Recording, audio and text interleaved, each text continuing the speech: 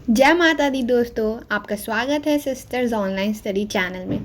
आज हम लोग इस वीडियो में जानेंगे माता शैलपुत्री व्रत कथा। नवरात्रि के प्रथम दिन कैसे करें माता की पूजा, माता की प्रिय चीज़ें। तो आइए सबसे पहले जानते हैं माता शैलपुत्री की पूजा कैसे करें। माँ शैलपुत्री की पूजा विधि।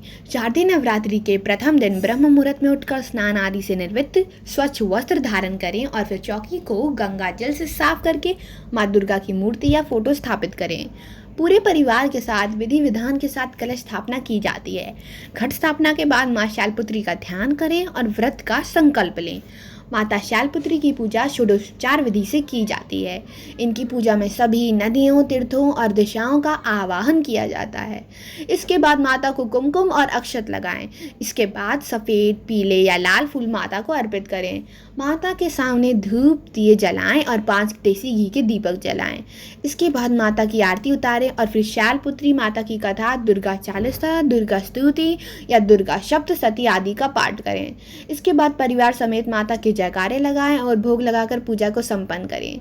शाम के समय में भी माता की आरती करें और ध्यान करें। माँ शैलपुत्री की व्रत कथा। माता शैलपुत्री से जुड़ी एक कहानी का उल्लेख यहाँ करना आवश्यक है।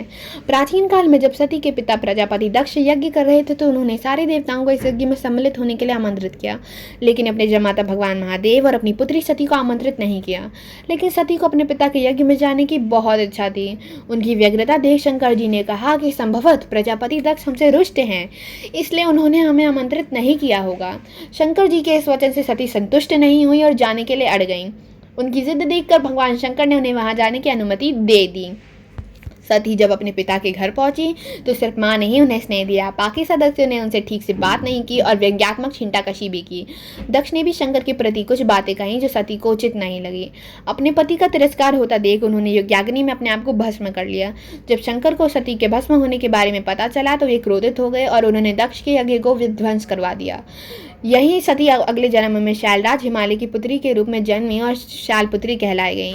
शैलपुत्री का विवाह भी शंकर से हुआ और वह फिर से उनकी पत्नी बन गई।